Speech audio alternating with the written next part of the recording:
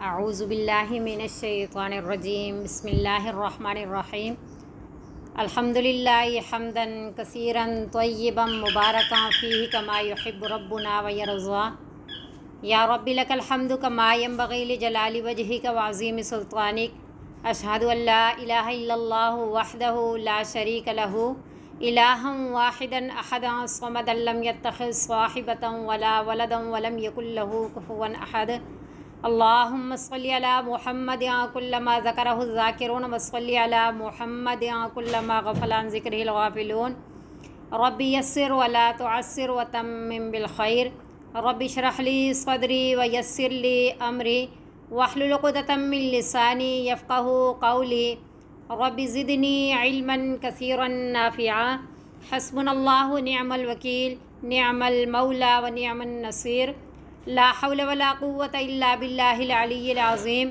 وما توفیقی الا باللہ علیہ توکلت والیہ انیب سبحانک لا علم لنا الا ما علمتنا انک انت العلیم الحکیم بسم اللہ الرحمن الرحیم۔ ہم پڑھ رہے ہیں پارہ نمبر 3 سورہ آل عمران، اور پارہ نمبر 3 کا رکوع نمبر 13 ہے اور سورہ آل عمران کی آیت نمبر 42 ہے۔ حضرت عیسیٰ علیہ السلام کے بارے میں ہم پڑھ رہے تھے۔ ابھی حضرت عیسیٰ علیہ السلام کا قصہ تو شروع نہیں ہوا، لیکن ان کی والدہ اور ان کی نانی جو ہیں ان کا تذکرہ ہم نے پڑھا۔ یہ حضرت عیسیٰ علیہ السلام کے بارے میں جو اتنی تفصیل سے اللہ رب العزت نے قرآن شریف میں ان کا تذکرہ فرمایا، اس صورت میں بھی اور صورتوں میں بھی، تو حضرت عیسیٰ علیہ السلام وہ پیغمبر ہیں کہ جو آخری زمانہ میں دوبارہ آسمان سے نزول فرمائیں گے، تشریف لائیں گے اور پوری دنیا میں فتح حاصل کریں گے، دجال کا قتل کریں گے اور پھر حضرت عیسیٰ علیہ السلام کی حکومت ہوگی۔ بہرحال بہت ساری اللہ تعالیٰ کی حکمتیں ہیں جو ہم سمجھیں گے۔ ابھی ان آیات کا ترجمہ اور تفصیل پڑھ لیتے ہیں، پھر حضرت عیسیٰ علیہ السلام کے بارے میں مکمل تفصیل سمجھتے ہیں۔ بسم اللہ الرحمن الرحیم۔ وَإِذْ قَالَتِ الْمَلَائِكَةُ، اور جب کہا فرشتوں نے، یا مریم اے مریم، فرشتوں نے حضرت مریم علیہ السلام سے کہا، ان اللہ اصطفاکی، بے شک اللہ رب العزت نے منتخب فرما لیا آپ کو، چن لیا ہے اللہ رب العزت نے آپ کو، یعنی مقبول فرما لیا اللہ نے آپ کو، وطہرکی، اور اللہ رب العزت نے آپ کو پاک بنایا، یعنی جو افعال بد ہیں یا اخلاق بد ہیں اللہ رب العزت نے ان سے بالکل آپ کو پاک فرمایا، واصطفاکی، اور چن لیا آپ کو، منتخب فرمایا آپ کو، علی نساء العالمین، تمام جہان کی عورتوں پر۔ یہ سارے جہاں سے مراد اس وقت کا جہاں ہے، کیونکہ نبی صلی اللہ علیہ وسلم کی مبارک حدیث ہے کہ سیدۃ نساء اہل الجنتی فاطمہ، یعنی اہل جنت کی جو خواتین کی سردار ہوں گی وہ حضرت فاطمہ رضی اللہ تعالی عنہا ہوں گی۔ تو اس سے پتہ چلا کہ اس جہاں کی جو خواتین تھی ان میں حضرت مریم علیہ السلام کو اللہ رب العزت نے سب سے بلند مرتبہ پیدا فرمایا، منتخب فرما لیا۔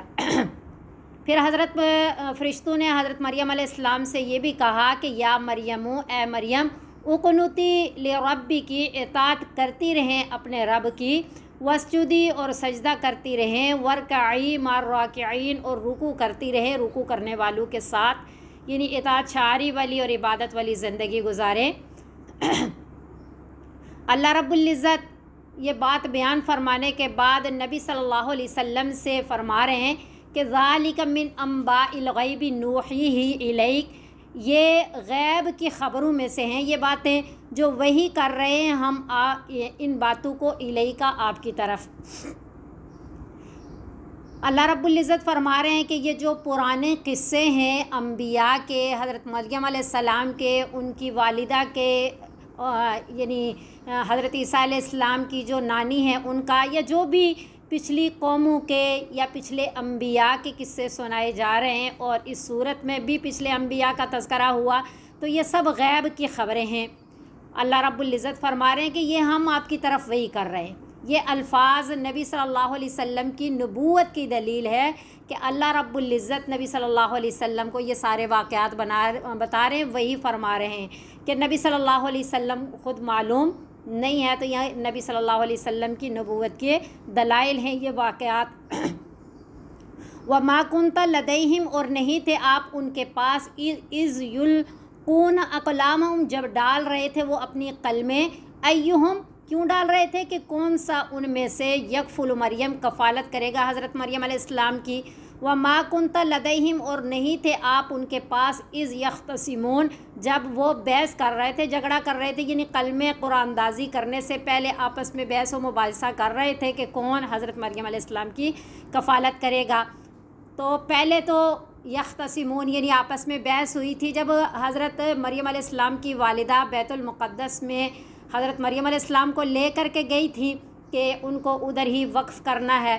تو پھر جو حضرت عمران تھے، حضرت مریم علیہ السلام کے والد، وہ اس وقت تو فوت ہو چکے تھے، لیکن وہ وہاں کے امام تھے، اس وجہ سے ہر کوئی یہی چاہ رہا تھا کہ حضرت مریم علیہ السلام کی کفالت کرے۔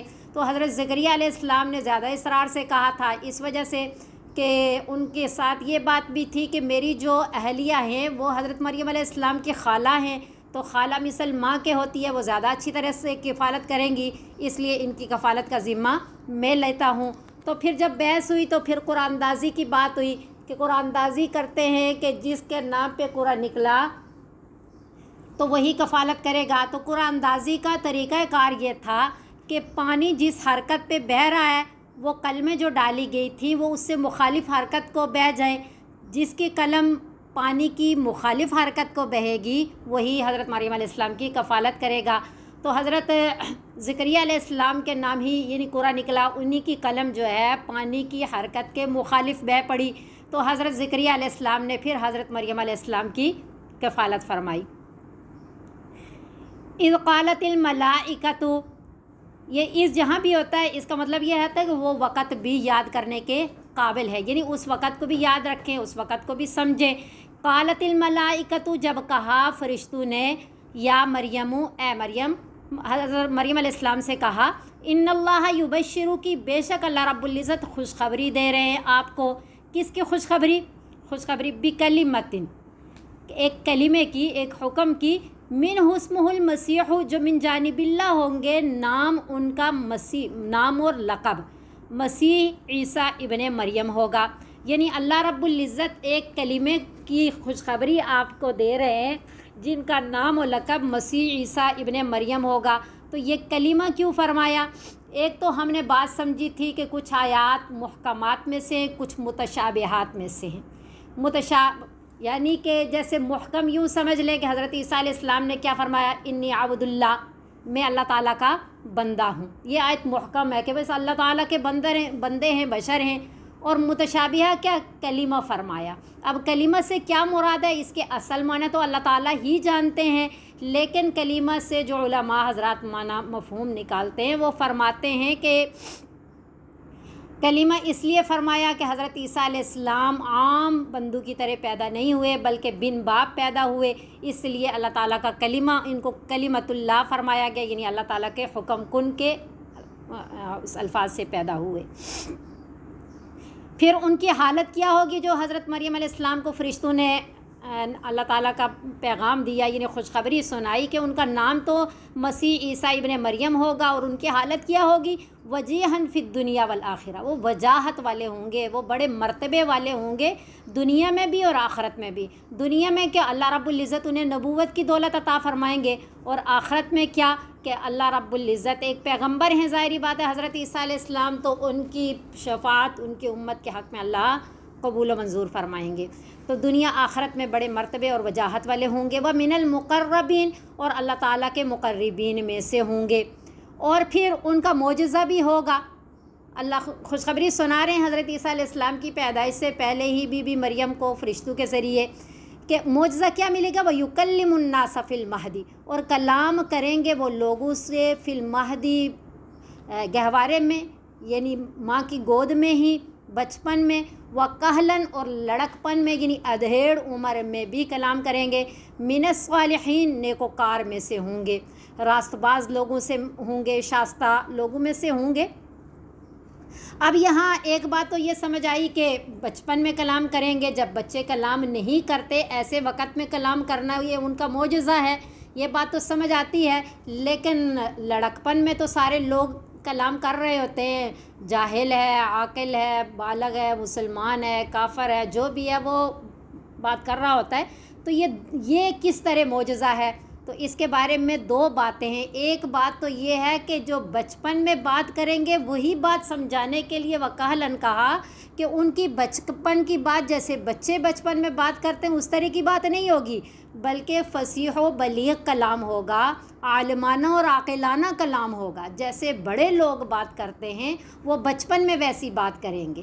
ایک بات اس لیے کہلن بھی ساتھ فرمایا کہ ان کی بچپن کی بات بھی لڑکپن کی بات کی طرح ہوگی، ادھیڑ عمر والے لوگوں کی جیسی بات ہوگی۔ دوسرا مطلب یہ ہے کہ کہلن فرما کر کے اللہ رب العزت نے ایک جو نزول عیسیٰ والا ہمارا عقیدہ ہے جس کے بارے میں احادیث متواترہ ہیں، قرآن شریف کی بہت ساری آیات ہیں کہ حضرت عیسیٰ علیہ السلام کا نزول ہوگا قیامت کے قریب، تو اس کے بارے میں کہ لڑکپن میں بات کریں گے، یعنی جب حضرت عیسیٰ علیہ السلام کو آسمان کی طرف اٹھا لیا گیا اس وقت جو ہے ان کی عمر بعض فرماتے ہیں کہ 35 سال تھی، اور مفتی تقی عثمانی صاحب نے ایک علماء کرام محققین جو علماء کرام ہیں ان کا قول نقل کیا ہے کہ ان کی عمر 80 سال تھی۔ تو بہرحال ان کے لحاظ سے یعنی ان کی امت کی عمریں جو تھیں اس حساب سے ان کی وہ عمر نہیں ہے جو لڑکپن کی عمر ہوتی ہے، اس سے پہلے انہیں آسمان پہ اٹھا لیا گیا، اور جو لڑکپن کی عمر ہوگی وہ والی عمر ہوگی جب ان کا دوبارہ قیامت کے نزدیک نزول ہوگا، اور پھر وہ دنیا میں تشریف لائیں گے، حکومت کریں گے، دنیا پہ فتح حاصل کریں گے، دجال کو قتل کریں گے۔ تو اس وقت کی جو ان کا کلام ہوگا یعنی جو ان کی زندگی ہوگی وہ لڑکپن والی زندگی ہوگی۔ تو لڑکپن بھی معجزہ اور بچپن کا کلام بھی تب معجزہ ہے اس حساب سے۔ بہرحال آگے پوری تفصیل ہم پڑھتے ہیں اگلے رکوع کے اندر۔ قالت ربی، حضرت مریم علیہ السلام کہنے لگیں ربی اے میرے رب، انا یکون لی ولدن، کیوں کر ہوگا، کیسے ہوگا میرے لیے لڑکا؟ یعنی ان کے یہ الفاظ کوئی نعوذ باللہ اللہ تعالیٰ پہ اعتراض نہیں کر رہے کہ کیوں ہوگا یعنی کہ میرے بطن سے کیوں بچہ پیدا ہوگا، کیونکہ ولم یمسسنی بشر، اور نہیں چھوا مجھے کسی بشر نے، یعنی مجھے تو کسی بشر نے ہاتھ تک نہیں لگایا، اور عادتاً ایسا ہوتا ہے کہ مرد کے ملاپ کے ساتھ بچہ پیدا ہوتا ہے، تو میرا تو ولم یمسسنی بشر والا معاملہ ہے۔ تو حضرت مریم علیہ السلام کا یہ سوال جو تھا اللہ تعالیٰ سے یہ تھا کہ اے اللہ، کیا آپ مجھے نکاح کا حکم دیں گے یا آپ اپنی یوں ہی قدرت کاملہ سے بچے کی پیدائش ہوگی؟ حضرت مریم علیہ السلام اللہ تعالیٰ سے یوں پوچھنا چاہ رہی تھیں، اعتراض کے طور پہ نہیں تھا۔ تو پھر اللہ رب العزت نے قالا فرمایا، فرشتوں کے ذریعے پیغام دیا کہ کذالک اللہ، یعنی اسی طرح ہوگا، اسی طرح اللہ تعالیٰ اپنی قدرت کاملہ سے بغیر مرد کے آپ کے بچہ عطا فرمائیں گے۔ کیوں؟ یخلق ما یشاء، پیدا کرتا ہے اللہ جو چاہتا ہے، یعنی اللہ جس طرح چاہے وہ کر سکتا ہے۔ اذا قضا امرن، جب فیصلہ کر لیتا ہے اللہ کسی کام کا، تو فإنما، پس بے شک، یقول، وہ کہتا ہے، لہو، اس کام کے لیے کہ کن، ہو جا، وجود میں آ جا، تو فیکون، پس وہ وجود میں آ جاتا ہے، وہ ہو جاتا ہے۔ تو ایسے ہی یعنی اللہ رب العزت پیدا فرما دیں گے۔ فإنما یقول لہو کن فیکون سے اللہ تعالیٰ کی قدرت کاملہ کا تذکرہ ہو رہا ہے کہ اللہ جیسا چاہیں بغیر اسباب کے بھی اللہ تعالیٰ ویسا کر سکتے ہیں۔ یہ اسباب بھی اللہ تعالیٰ ہی کی تخلیق ہے، اللہ مسبب الاسباب ہے، اور اللہ رب العزت امر سے بھی پیدا فرماتے ہیں، یعنی تخلیق۔ الا لہ، قرآن شریف کی آیت ہے، الا لہ الخلق والامر، اللہ کے لیے ہی خلق بھی ہے اور امر بھی ہے۔ اللہ چاہے تو خلق سے پیدا فرمائیں، یعنی اسباب کے ذریعے، اور اللہ چاہیں تو امر سے پیدا فرمائیں یعنی کن کے اشارے سے۔ تو اللہ جس طرح چاہیں، اللہ قادر ذات ہے، اللہ کر سکتے ہیں۔ تو سوال بھی حضرت مریم علیہ السلام کا ایسا ہی تھا کہ خلق یا امر، یعنی اسباب کے ذریعے تخلیق ہوگی بچے کی اللہ، یا پھر امر سے ہوگا، آپ کی قدرت کاملہ سے کن کے اشارے سے ہی ہو جائے گا۔ تو پھر اللہ رب العزت نے بتا دیا کہ خلق سے نہیں، اسباب کے ذریعے نہیں، بلکہ اذا قضا امرا فانما یقول له کن فیکون۔ پھر اللہ رب العزت نے فرمایا کہ وہ بچہ جو ہے، جو پیدا ہوگا، وہ ایسا ویسا بچہ نہیں ہوگا۔ اے مریم آپ پریشان نہ ہوں، لوگ آپ پہ تہمتیں لگائیں گے بچہ کیسا ہوگا، تو بچے کی فضیلتیں بھی اللہ رب العزت نے بتا دیں اور تہمتوں سے بھی اللہ نے نجات دلائی۔ فضیلتیں اللہ بتا رہے ہیں کہ وَيُعَلِّمُهُ الْكِتَابَ وَالْحِكْمَةَ وَالتَّوْرَاةَ وَالْإِنْجِيلَ، تعلیم دے گا اللہ رب العزت اس کو، یعنی حضرت عیسیٰ علیہ السلام کو، جو آپ کا یعنی مریم علیہ السلام کا بیٹا ہوگا، اس کو کتاب کی بھی اور حکمت بھی کی بھی، اور بالخصوص تورات و انجیل کے اللہ رب العزت انہیں تعلیم دیں گے۔ وَرَسُولًا، اور وہ ایک پیغمبر ہوں گے، رسول ہوں گے، اللہ انہیں اِلیٰ بنی اسرائیل کی طرف مبعوث فرمائیں گے۔ تو وہ پھر کلام کیا کریں گے؟ جو کلام کریں گے، جب اللہ رب العزت انہیں بنی اسرائیل کے وہ پیدا ہوں گے، اللہ رب العزت انہیں کتاب و حکمت کی، تورات و انجیل کی تعلیم دیں گے، پھر وہ پیغمبر بنا کر کے اللہ رب العزت بنی اسرائیل کی طرف مبعوث فرمائیں گے، تو وہ پھر وہ مضمون جو اپنی قوم کو بتائیں گے، دعوت دیں گے، وہ الفاظ کیا ہوں گے؟ اللہ رب العزت نے ان الفاظ کا تذکرہ کیا کہ وہ کہیں گے کہ انی بے شک میں قد جئتکم، تحقیق لایا ہوں تمہارے پاس، بآیت نشانی میں ربکم، تمہارے رب کی طرف سے۔ پھر اپنے معجزات کا تذکرہ کریں گے، بآیت یعنی نبوت کا تذکرہ، کہ ایک نبوت والی نشانی لے کے آیا ہوں، اللہ نے مجھے نبی بنا کر کے بھیجا ہے۔ اور پھر معجزات کا تذکرہ فرمائیں گے، انی اخلق لکم من الطین، بے شک میں اخلق بناؤں گا، لکم تمہارے سامنے، تمہارے لیے، من الطین مٹی سے، کہیئۃ الطیر جیسے شکل پرندے کی ہے، یعنی ایسی شکل بناؤں گا، فانفخ فیہ پس پھونک ماروں گا اس میں، فیکون پس وہ ہو جائے گا، طیرن پرندہ۔ یعنی میرا یہ کرشمہ نہیں ہے، بلکہ کس لیے؟ باذن اللہ، اللہ تعالیٰ کے حکم سے یہ میرا معجزہ ہوگا، لیکن پیچھے حکم کس کا چلے گا؟ اللہ تعالیٰ کا۔ وَأُبْرِئُ الْأَكْمَحَ، اور تندرست کر دوں گا مادر زاد اندھو کو، وَالْأَبْرَصَ، اور برس والوں کو، یعنی کوڑی کی جو ان کو بیماری ہوگی ان کو، اور وَأُحْيِي الْمَوْتَى، اور زندہ کروں گا مردہ کو، بِإِذْنِ اللَّهِ، اللہ تعالیٰ کے حکم کے ساتھ۔ یعنی یہ میرے معجزات ہوں گے، اور معجزات کیا ہوتے ہیں؟ صادر ہوتے ہیں پیغمبر کے ہاتھ پہ، لیکن پیچھے حکم کس کا چلتا ہے؟ اللہ تعالیٰ کا۔ اللہ تعالیٰ کی اجازت اور حکم کے بغیر کوئی پیغمبر اپنا کوئی معجزہ نہیں دکھا سکتا، اس لیے ہر بات کے بعد میں کیا ہے؟ بِإِذْنِ اللَّهِ، اللہ تعالیٰ کے حکم کے ساتھ۔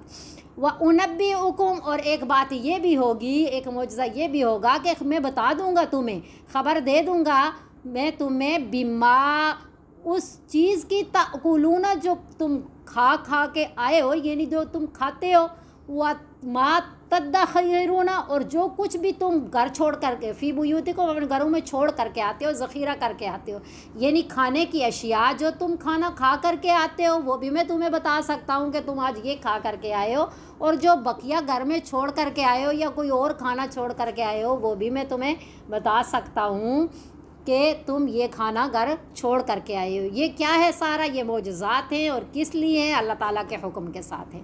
ان فی ذالک، بے شک اس میں، یعنی اتنے معجزات ہیں، ایک پیغمبر کے ہاتھ پہ معجزے ہی ہوتے ہیں جو اللہ تعالیٰ کے حکم سے صادر ہو رہے ہوتے ہیں، تو ان فی ذالک، بے شک اس میں، آیۃ لکم، البتہ کافی نشانی ہے تمہارے لیے، بہت بات ہے سمجھنے کے لیے، ان کنتم مؤمنین، اگر تم ایمان والے ہو، یعنی سمجھنے والے ہو، مومن ہو، اور ایک مومن جو ہے یہی تصدیق چاہ رہا ہوتا ہے کہ یہ سچا نبی ہے یا نہیں ہے، تو اتنے معجزات کافی ہوتے ہیں سمجھنے کے لیے اگر تم ایمان والے ہو۔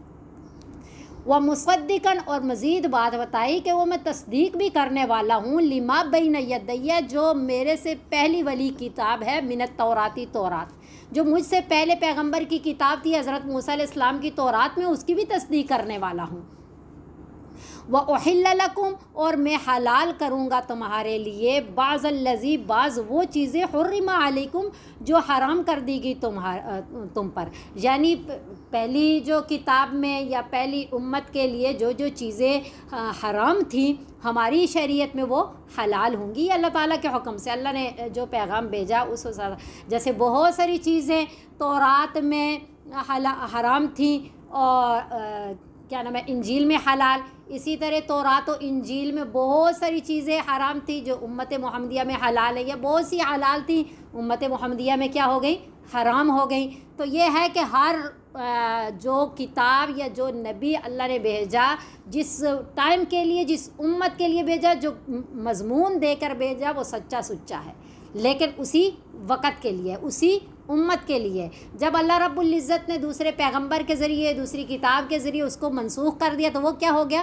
ختم ہو گیا۔ جس طرح ڈاکٹر ایک دوائی دے کر کے اگلی دوائی دیتا ہے تو پچھلی منع کر دیتا ہے کہ اب یہ والی نہیں کھانی، بے شک یہ بھی میں نے ہی دی تھی اور یہ ٹھیک تھی آپ ہی کی، یہ نہیں میں نے غلط دی ہے، لیکن اس وقت آپ کی طبیعت کے لیے وہی ٹھیک تھی، اب آپ کی طبیعت کے لیے وہ والی ٹھیک نہیں ہے، اب یہ نئی دوائی ہے اور پچھلی والی دوائی آپ نے بالکل استعمال نہیں کرنی، اب یہ بھی وہ بھی دونوں اکٹھے استعمال کرو گے تو جان سے جاؤ گے۔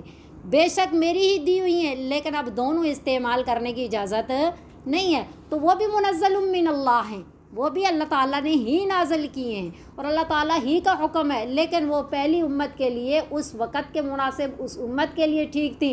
اب جو جس امت کی طرف میں پیغمبر بنا کے بھیجا گیا ہوں اس کے لیے ٹھیک نہیں ہے تو وہ میں حلال کر دوں گا، اور اپنے پاس سے نہیں کر رہا میں یہ وَجِئْتُكُمْ بِآیَةٍ مِّن رَبِّكُمْ، میں لایا ہوں تمہارے پاس ایک نشانی تمہارے رب کی طرف سے نبوت کی، کہ اللہ نے مجھے نبی بنا کر کے بھیجا ہے، تو ظاہری بات ہے میں وہی پیغام آپ تک پہنچاؤں گا جو اللہ دیں گے۔ تو اس لیے آپ کو ایک کام کرنا ہوگا، وہ کیا ہے، فَاتَّقُوا اللَّهَ وَأَطِیعُونِ، بس ڈرو اللہ تعالیٰ سے، یعنی اللہ تعالیٰ میرے ذریعے جو تمہیں پیغام دے رہے ہیں وہ اللہ تعالیٰ کا حکم ہے، تو اللہ تعالیٰ کے حکم کی مخالفت میں ڈرو اللہ سے، وَأَطِیعُونِ، اور جو میں بات بتا رہا ہوں وہ اللہ تعالیٰ کی بات ہے، اس لیے آپ کو میری اطاعت کرنی ہوگی، آپ میری بات مانو۔ اور ہر پیغمبر کا یہی اعلان تھا کہ فَاتَّقُوا اللَّهَ وَأَطِیعُونِ، بس ڈرو اللہ تعالیٰ سے اور اطاعت کرو میری۔ ڈرو اللہ تعالیٰ سے کیا مراد، کہ جو کچھ بھی میں آپ کو کہہ رہا ہوں میں اللہ کا پیغمبر ہوں اور جو بات کہوں گا وہ اللہ تعالیٰ نے کہی ہے، تو جب میری اس بات کی مخالفت کرو گے تو گویا اللہ کی مخالفت کر رہے ہو، تو اس لیے اللہ کی مخالفت مت کرو، اللہ سے ڈرو۔ اور پھر جو میں بات بتا رہا ہوں یہ اللہ تعالیٰ ہی کی بات ہے، اس لیے آپ کو میری اطاعت کرنی ہوگی، تو اللہ سے ڈرو اور میری اطاعت کرو۔ کیوں؟ ان اللہ ربی، عقیدہ کیا ہے، ان اللہ ربی و ربکم، بے شک اللہ تعالیٰ میرا بھی رب ہے اور تمہارا بھی رب ہے، یہ عقیدہ ہے۔ جب یہ عقیدہ ہے تو فاعبدوہ، پھر عمل کیا کرنا ہے، بس اسی کی عبادت کرو۔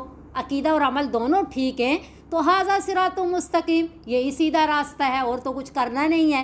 اللہ وحدہ لا شریک کو آپ نے بھی رب ماننا ہے، اللہ وحدہ لا شریک کو میں نے بھی رب ماننا ہے، تو رب ماننے کا طریقہ وہی ہے جو عبادت کے ذریعے اللہ نے مجھے بتایا اور میں نے آپ کو بتا دیا، بس یہی اختیار کرنا ہے، یہی عبادت ہے۔ اور اس جو حضرت موسیٰ علیہ السلام کی تورات میں بتایا گیا وہ اس کے مطابق چلو گے تو وہ عبادت نہیں ہے، بلکہ جو میں کہوں گا وہ عبادت ہے، اس لیے کہ آپ کی طرف اللہ نے مجھے مبعوث کیا اور مجھے ایک الگ کتاب دے کر کے بھیجا، میں تورات پہنچانے والا نہیں ہوں، بلکہ وہ اپنے وقت میں سچی سچی کتاب تھی، اسی لیے فرمایا کہ وہ مصدقا لما بین یدی من التوراۃ، پہلے یہ کہا میں اس کی بھی تصدیق کرنے والا ہوں، اس کو کوئی جھٹلانے والا نہیں ہوں، لیکن یہ ہے کہ اب کتاب جو ہے وہ انجیل ہے، اب احکامات اس کے چلیں گے، کچھ چیزیں پہلے والی اللہ نے جو حرام تھی وہ حلال کر دی ہیں، وہ تمہارے لیے حلال ہیں، تو اس لیے اب جو ہے اس کے مطابق فاعبدوہ کرو، عبادت کرو اللہ تعالیٰ کی، ھذا صراط مستقیم، یہی سیدھا راستہ ہے۔ تو یہ تبلیغ ہے، یہ نبی کی ایک دعوت تھی جو انہوں نے پہنچا دی۔ اب پہنچانے کے بعد فلما احس عیسیٰ، پس جب محسوس کیا عیسیٰ علیہ السلام نے منہم الکفر، ان سے انکار، کہ میں نے تو یہ اللہ کا پیغام پہنچا دیا لیکن لگتا نہیں ہے کہ یہ مانیں گے، کیونکہ یہ منکر بنے ہوئے ہیں، یہ صرف منکر نہیں ہے بلکہ دشمنی کے در پہ ہیں اور مجھے قتل کرنا چاہ رہے ہیں۔ تو قالا، حضرت عیسیٰ علیہ السلام نے فرمایا کہ من انصاری اللہ، کون مدد کرے گا دین کے معاملے میں ان مخالفین کے مقابلے میں میری اللہ تعالیٰ سے، اللہ یعنی کون مدد کرے گا میری اللہ تعالیٰ کی طرف سے، یعنی دین کے معاملے میں ان منافقین کے یہ مخالفین کے مقابلے میں کون مدد کرے گا؟ تو قال الحواریون، کہا حواریون ہے۔ اب حواری کا لغوی معنی جو ہے نا سفیدی ہے، اور اصطلاحی معنی کہ حضرت عیسیٰ علیہ السلام کے جو ساتھی تھے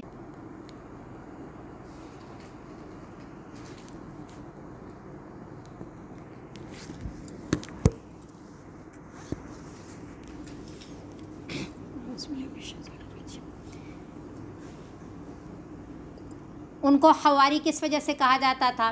ایک اس وجہ سے کہ ان کے دل کی صفائی کی وجہ سے، اور پھر ان کا جو لباس تھا وہ بھی سفید لباس تھا، اس لیے انہیں حواری کہا جاتا تھا، ایک اس وجہ سے۔ اور دوسرا اس وجہ سے بھی کہ نبی صلی اللہ علیہ وسلم کی ایک مبارک حدیث ہے کہ ہر ایک نبی کا کوئی نہ کوئی حواری ہوتا ہے، اور میرا حواری حضرت زبیر ہیں۔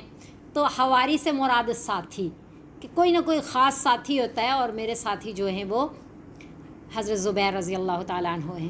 تو حواری سے مراد مددگار بھی ہے، ساتھی بھی ہے، مددگار، ساتھی اور سفیدی، سارے معنی مراد لیے جا سکتے ہیں۔ اچھا، ان کی تعداد 12 تھی۔ یہ حضرت عیسیٰ علیہ السلام پہ باقی سارے منکر ہو گئے، یہ حضرت عیسیٰ علیہ السلام کے حمایتی تھے، یعنی ماننے والے تھے۔ تو انہوں نے کہا ہم نحن انصار اللہ، ہم اللہ تعالیٰ کے مددگار ہیں، یعنی اللہ تعالیٰ کے دین کے مددگار ہیں، دین کے معاملے میں ہم آپ کی مدد کریں گے۔ آمنا باللہ، ایمان لائے ہم اللہ تعالیٰ پر، ہم منکرین میں سے نہیں ہیں، ہم ماننے والے ہیں۔ تو وشہد بأننا مسلمون، آپ گواہ رہیے گا کہ بے شک ہم مسلمان ہیں، ہم فرما بردار ہیں، ہم ان ساروں کی طرح منکرین اور مخالفین میں شامل نہیں ہیں۔ تو پھر حضرت عیسیٰ علیہ السلام کو انہوں نے کہا کہ ہم اللہ تعالیٰ پہ ایمان لائے اور آپ گواہ بھی رہیے گا، لیکن مزید اپنے کلام کو مضبوط کرنے کے لیے، اپنی بات مضبوط کرنے کے لیے، اللہ تعالیٰ کے ہاں سرخرو ہونے کے لیے انہوں نے ساتھ اللہ تعالیٰ سے مناجات بھی کی۔ کیا کہا اللہ تعالیٰ سے؟ ربنا، اے ہمارے رب، آمنا، ہم ایمان لائے ہیں، بما انزلتا، اس کتاب پر جو آپ نے نازل کی ہے، واتبعنا الرسول، اور اتباع کی ہم نے رسول کی، فاکتبنا مع الشاہدین، پس لکھ دیجئے گا ہمیں شاہدین میں سے، گواہوں میں سے۔